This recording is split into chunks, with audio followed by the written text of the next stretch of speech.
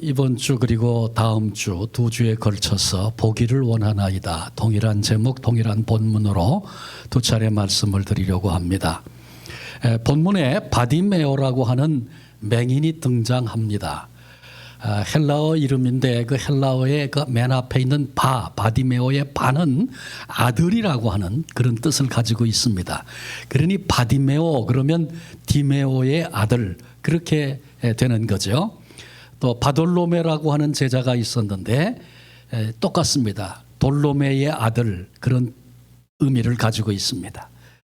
바디메오는 맹인이었습니다. 그 자체로 무척 힘들고 불편한 인생이었음에 틀림이 없습니다. 저희 어린 시절만 해도 맹인이 뭘 얻으러 오면 동네 사람들이 재수 없다고 소금을 뿌리고 내쫓았던 그런 모습이 기억이 납니다. 맹인일 뿐만 아니라 그의 직업은 거린이었습니다. 말 그대로 거지 같은 인생이 아닐 수 없었습니다. 바디메오를 일컬어서 불행한 사람 중에 불행한 사람, 불쌍한 사람 중에 불쌍한 사람의 모델이다. 그렇게 말해서 좋을 것입니다. 그런데 소경 바디메오를 보면서 그를 통하여 우리는 우리의 모습을 볼 수 있어야 합니다. 아니 우리 두 눈이 멀쩡한데 도대체 그게 무슨 말이냐 그렇게 반문하실 분이 계실 것입니다. 육체의 눈을 뜨지 못한 사람을 맹인이라 그렇게 말하죠. 글을 못 보는 사람을 뭐라고 말합니까? 문맹이다 그렇게 말합니다. 컴퓨터 못하는 사람을 요즘에는 컴맹이라고 부릅니다. 그러니 영적인 감각과 분별력을 갖지 못한 사람을 영맹이다 그렇게 불러서 틀림이 없을 것입니다. 제가 80년대 초에 충청도에서 미당교회라고 하는 교회 담임 전도사로 처음 부임해 가서 목회를 할 때 경험했던 일입니다. 할머니 집사님이 한 분 계셨습니다. 이분은 전혀 공부를 해본 적이 없는 분이십니다. 글자는 물론이고 자기 이름 석자도 쓸 줄도 읽을 줄도 모르는 분입니다. 그런데 이분이 예배에 참석하면서 하나님의 사랑을 깊이 깨닫게 되고 예배하며 감격의 눈물을 흘리곤 했습니다. 정말 중심으로 예수님을 진심으로 사랑하게 된 것입니다. 이분이 어느 날 성경을 나가서 돈을 주고 성경을 구입했습니다. 그리고 예배 때마다 이 성경책을 보물단지처럼 소중히 안고 예배를 드립니다. 주변 분들은 모두가 다 이분이 글을 모른다는 거 다 압니다. 글도 모르는 사람이 성경이 뭐가 필요해. 비웃음거리가 되기에 충분했습니다. 그러나 이 집사님은 여전히 예배 때마다 보물단지처럼 이 성경을 끌어안고 예배하고 교회를 다닙니다. 이분이 신앙이 자라가면 자라갈수록 성경에 대한 열망, 하나님 말씀에 대한 열망이 생깁니다. 그래서 아무도 몰랐지만 이분은 오랫동안 하나님, 나 내 눈으로 내 입으로 하나님의 말씀을 읽고 싶어요. 눈물로 그렇게 오랫동안 기도해 왔습니다. 어느 날 예배 중에 성경을 교독하는데 이분이 중얼중얼합니다. 옆에 있던 한 분이 읽는다 그렇게 말합니다. 주변 분들이 그를 유심히 보기 시작했습니다. 놀라운 사실은 그로부터 이분은 성경을 손으로 짚어가면서 띄엄띄엄 읽기 시작합니다. 주변 사람들이 하도 신기해서 그분의 이름을 써가지고 한번 읽어보라고 시켰습니다. 전혀 읽지 못합니다. 그런데 성경은 손을 짚어가면 그 글씨가 보이고 읽어지기 시작하는 것입니다. 이분은 성경을 읽을 뿐만 아니라 성경의 그 말씀의 의미를 알아가며 감격으로 신앙생활하던 그 모습이 생생하게 기억납니다. 우리는 성경은 줄줄 읽으면서 성경의 말씀의 소중함도 의미도 모른다면 과연 누가 맹인일까 생각해 봐야 됩니다. 예수님께서 탕자의 비유를 말씀하셨죠. 너무 유명한 그런 비유 아닙니까?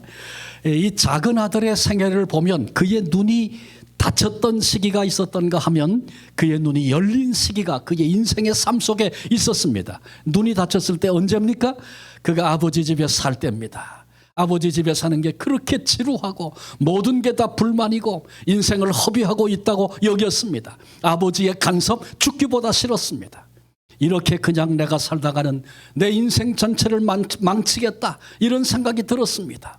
넓은 세상이야말로 내가 나아가 꿈을 마음대로 펼칠 보랏빛 소망이라고 여겼습니다. 그러나 그가 정작 눈이 열렸을 때 아버지 집, 사랑이 넘치는 곳이었습니다. 그는 비로소 눈이 열리고 나서 아버지의 그 큰 사랑을 깨달았습니다. 아버지 곁에 있는 것만으로도 감사하며 그 은혜 가운데 날마다 기쁨으로 살 수 있게 됐습니다. 아담과 하와가 범죄한 이후에 모든 인생은 영맹이 됩니다. 하나님과의 교제가 단절됐습니다. 그래서 외롭고 불안하고 초조하고 허전한 존재가 되어버리고 만 것입니다. 한국 동부 이천동에 주일학교 때 교회를 다녔던 주일학교 출신 의사 부인이 한 사람이 있었습니다. 넉넉했습니다. 부러울 것이 없는 그런 삶을 살았습니다. 그런데 이 부인이 중년이 되었을 때 몸이 점점 마르고 허약해지기 시작합니다. 언제부턴가 불안하여 잠을 잘 수가 없습니다. 남편이 의사니 오죽 검사를 잘했겠어요. 가서 다 검사해봐도 아무 이상이 없다고 말합니다. 신경성입니다. 진단이 안 되면 신경성이라 그러잖아요. 그래서 신경성에 좋다는 약은 다 갖다 먹어봤지만 백약이 무효합니다. 어느 날 처량한 모습으로 앉아서 자기 지난날 삶을 생각하다가 어린 시절을 기억하게 됐습니다. 그 가운데 교회 나가서 기쁨으로 찬송했던 자기의 모습이 보여집니다. 문득 신앙에 대한 그리움이 불처럼 가슴에 일어났습니다. 그래서 가까운 교회 찾아가 목사님과 상담을 했습니다. 얘기를 다 들은 목사님이 진단을 내립니다. 당신은 육체적으로는 무병입니다. 다만 영적인 병이 있을 뿐입니다. 내일부터 새벽기도 나오세요. 다시 예수님 사랑하는 그 신앙을 회복하세요. 그렇게 처방을 해 주었답니다. 그런데 놀라운 사실은 이 의사 부인이 3개월도 못 가서 신앙이 온전히 회복되고 건강도 회복되고 삶의 감격을 가지고 오늘을 살아가는 그런 존재가 되었다는 것입니다. 우리 가운데 불안하고 허전한 분 있습니까? 그렇다면 그건 못 먹어서 그런 것이 아닙니다. 못 입어서 그런 것이 아닙니다. 내 영적인 상태가 어떤가 바른 영적인 진단이 필요합니다. 이런 의미에서 맹인 바디메오가 어떻게 주님을 만나 눈을 뜨게 되었는가는 영적인 눈이 감긴 채 비극적인 인생을 살아가고 있는 현대인들에게 큰 도전이 됩니다. 세 가지를 먼저 오늘 살피려고 합니다. 첫째, 바디메오는 예수님에 관한 소문을 듣게 됐습니다. 거기서부터 예수님을 만나고 인생의 비극이 기쁨이 되고 축복이 되는 변화를 경험하게 된 것입니다. 맹인이란 청각이 발달하기 마련입니다. 그래서 사람은 아주 열악한 환경에서도 살도록 되어져 있습니다. 바디메오는 거지로서 늘 구걸하는 삶을 살았습니다. 그게 그의 직업이었습니다. 그런데 거지 바디메오는 들려오는 소리 잘 들어야만 살 수가 있었습니다. 인기척만 듣고도 이 사람이 나를 놀리려고 오는지 아니면 나를 도우려고 오는지 구분이 됩니다. 깡통에 돈 떨어지는 소리만 들어도 그게 얼마짜리인지 그것을 알아챌 수 있는 그렇게 귀를 크게 열고 살던 사람이 바디메오였습니다. 바디메오가 거지 인생을 살아가면서 이같이 예민한 귀를 통하여 수많은 얘기를 들으며 살았습니다. 그러던 어느 날 길가에 쭈그리고 앉아있다가 예수께서 지나가신다 이 소리를 들었습니다. 이 소리를 그날 그 시간 들은 것은 축복이요 은총이었습니다. 사람은 무슨 얘기를 들으며 사느냐 대단히 중요합니다. 사기꾼 얘기 매일 듣고 살면 결국 사기당하기 마련입니다. 부정적인 얘기 날마다 듣고 살면 그 사람 부정적인 사람이 되고 마는 것입니다. 늘 의심하는 얘기 들으며 살면 의심하는 사람이 됩니다. 우리는 오늘 소문이 난무하는 시대를 살고 있습니다. 수많은 얘기들이 들려오고 있습니다. 이게 들어야 할 얘기인지 듣지 말아야 할 얘기인지 정말 바른 분별이 필요합니다. 나는 오늘을 무슨 얘기를 주로 들으며 사는가? 매일 세상 속에 속한 쓸데없는 얘기, 너저분한 얘기, 거기에 귀 기울여 살면 쓸모없는 인생 돼버리고 만다는 것 잊지 말아야 합니다. 우리 귓가에 주님의 얘기가 들리고 하나님의 얘기가 들리고 영원한 나라에 대한 얘기가 들려와야 복된 인생이 됩니다. 주님의 얘기를 듣는 것 얼마나 중요한지 모릅니다. 로마서 10장 17절에 믿음은 뭐로부터 난다고요? 들음에서 나며 들음은 그리스도의 말씀으로 말미암았느니라. 내가 뭘 듣느냐가 얼마나 중요한지 우리에게 말씀해 주고 있습니다. 김효섭 목사님이라는 분 계십니다. 미국에 목회하시는 분인데 아동 소설 작가기도 하신데 이분이 그런 얘기를 했어요. 하나님을 찬양하는 성가대는 합창을 하잖아요. 합창을 하면 내 소리만 나면 안 돼요. 다른 파트 소리가 들려야 되거든요. 그래야 화음을 이루고 조화를 이룰 수가 있는데 다른 파트 소리 들리지 않으면 내 소리만 지르게 되고 실수를 해도 그게 실수인지 모르고 그런 것입니다. 그래서 그런 사실을 잘 알고 있는 김 목사님 그런 얘기예요. 성가대가 다른 파트 소리를 듣지 못하는 것은 내 소리가 너무 크기 때문이다. 그렇게 얘기했습니다. 우리가 세상 얘기 듣느라고 사람들 얘기 듣느라고 예수님 말씀 들을 시간도 들을 귀도 없고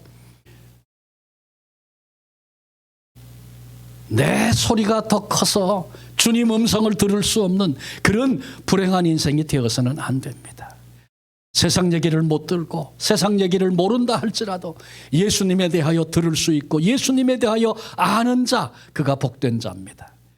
그리고 나 때문에 예수님에 관한 얘기가 내 가정에 우리가 사는 이 사회 속에 온 세상에 나를 통하여 퍼져 나가야 합니다.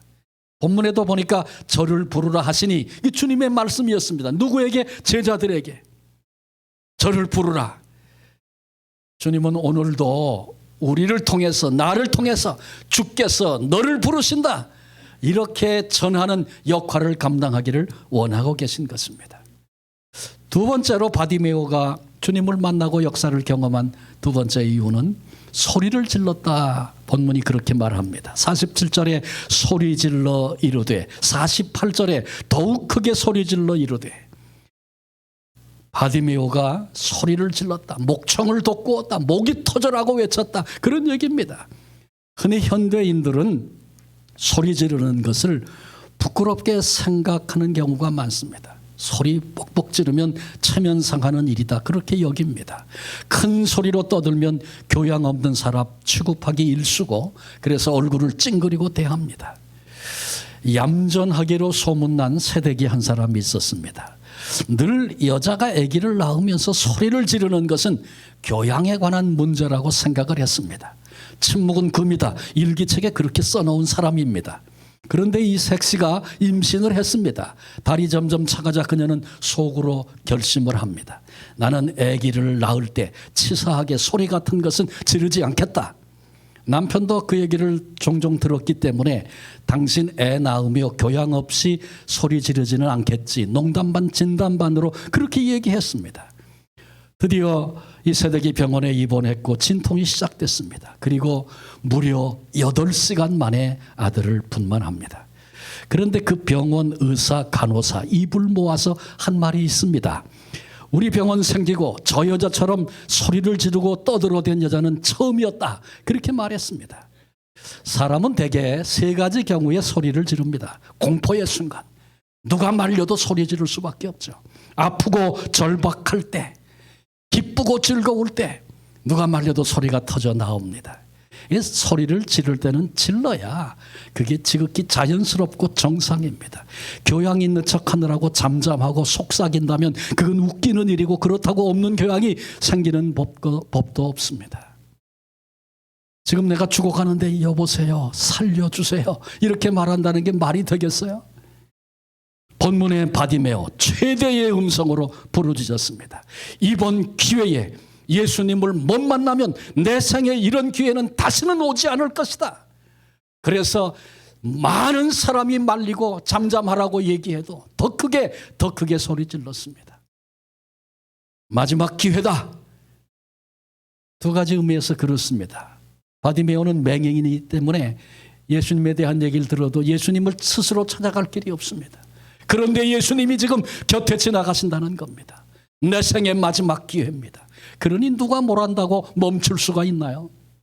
또 한 가지 분명한 이유는 예수님께서 예루살렘에 몇 차례 올라가셨습니다마는 지금 바디메오 곁을 지나 예루살렘으로 올라가시는 예수님의 그 걸음은 마지막 예루살렘을 향하여 올라가는 걸음입니다. 바디메오가 생각했던 것처럼 이 기회를 놓치면 다시는 예수님을 뵐 수 없는 그런 상황이었습니다. 주경가 바클레이는 무엇으로도 예수님을 만나고자 하는 바디메오의 고함 소리는 막을 수 없었다, 그렇게 말했습니다. 목이 터져라고 외쳤습니다. 주변에서 시끄럽다, 많은 사람들이 지금 이 순간에 그런 소리 지를 때가 아니라고 그렇게 그를 책망했습니다. 그러나 그는 생명을 걸고 누가 뭐라 그래도 필사적으로 그렇게 외친 것입니다.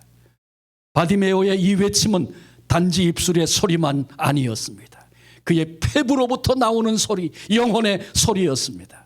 우리에게도 주님을 향한 이런 소리가 있어야 합니다. 누가 말려도 주님께 고해야 할 부르짖음이 있어야 하는 것입니다. 시편 50편 15절에 환난 날에 나를 부르라. 내가 너를 건지리니 내가 나를 영화롭게 하리라. 예레미야 33장 3절에 너는 내게 부르짖으라. 내가 내게 응답하리니 크고 비밀한 일을 내게 보이리라. 인생의 수많은 위기들이 내 곁에 지나가는데 이 문제의 해결자 주님을 향하여 부르짖지 못한다면 얼마나 불쌍한 인간이 되겠습니까? 우리에게 문제가 찾아올 때마다, 내 힘으로 감당할 수 없는 그런 상황이 찾아올 때마다 바디메오와 같은 심정으로 주님을 향하여 부르짖는 부르짖음이 우리에게 있어야 할 것이고, 그때 주님이 우리를 건지실 뿐만 아니라 오히려 하나님을 영화롭게 하는 그런 결과, 오히려 하나님이 우리에게 응답하시고 내가 이전에는 보지 못했던 크고 비밀한 일을 볼 수 있는 그런 역사가 있겠다고 성경이 말씀하고 있지 않습니까?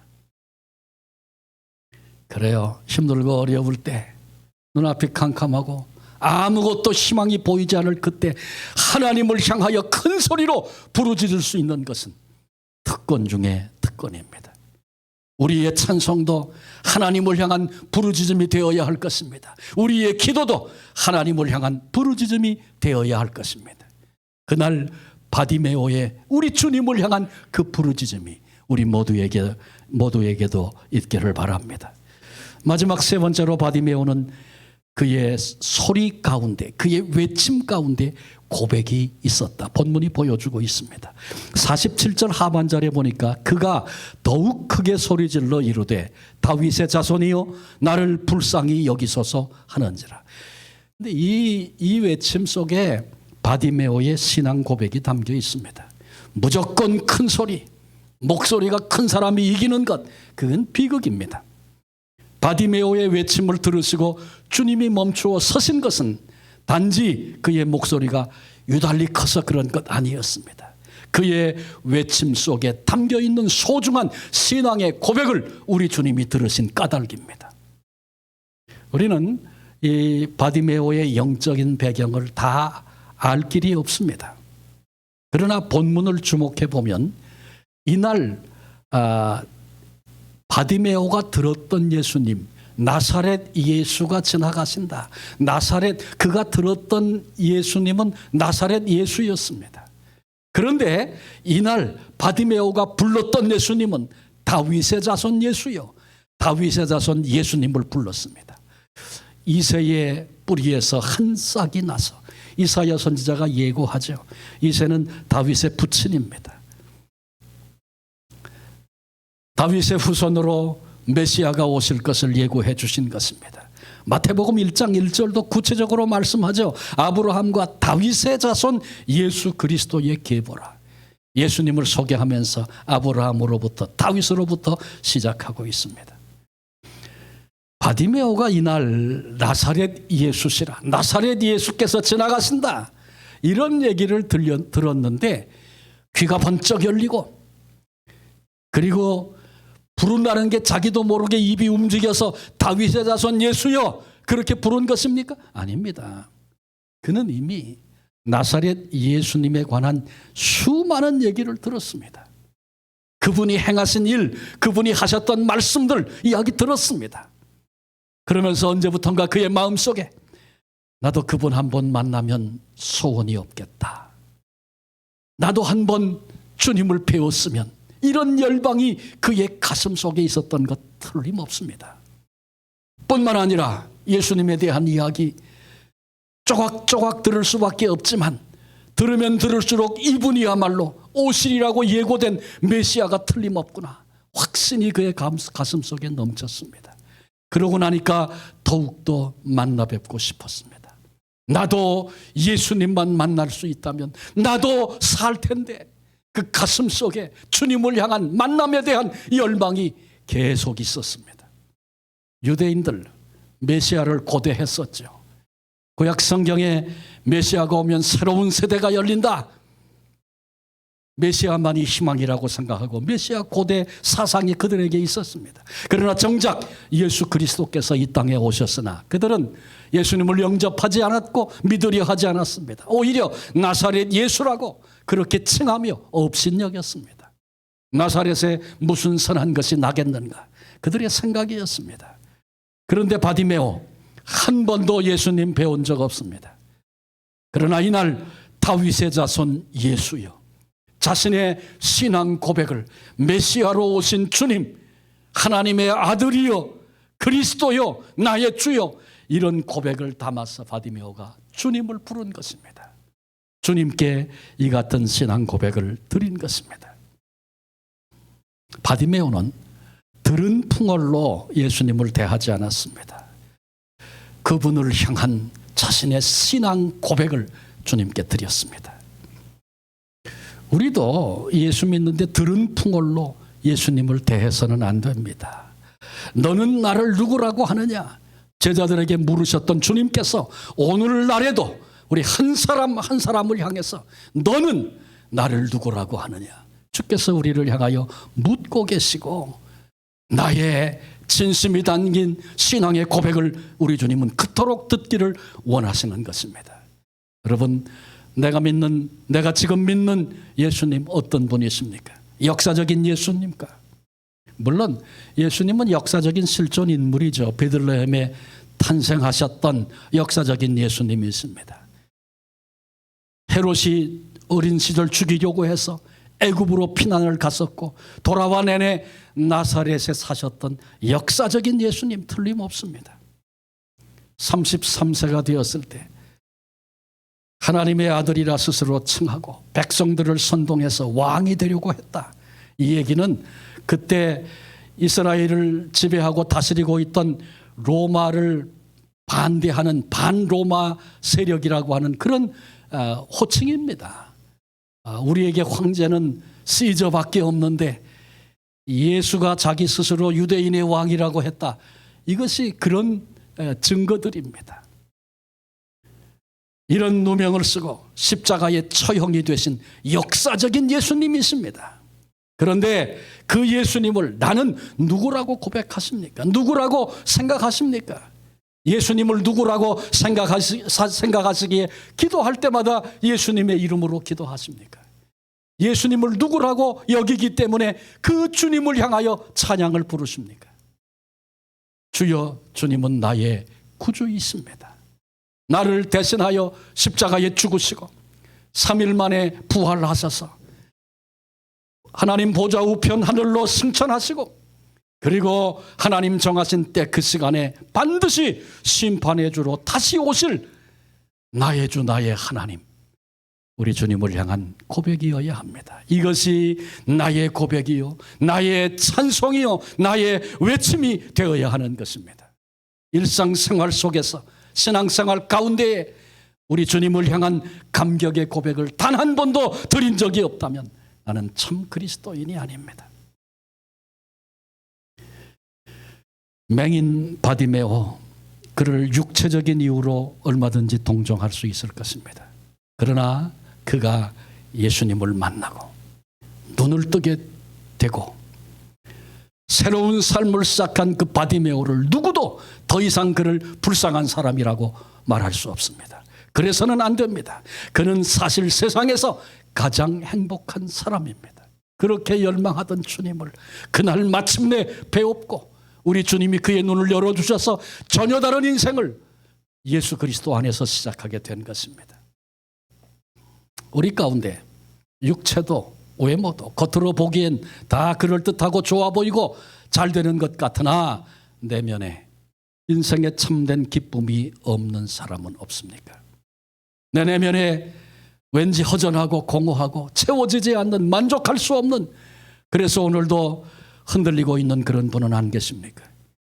이런 비극적인 모습으로 오늘을 살아간다면 이 비극은 내 영적인 눈이 먼 것으로부터 시작된다는 것을 알아야 합니다. 눈에 뵈는 것이 없는 것, 이건 비극입니다.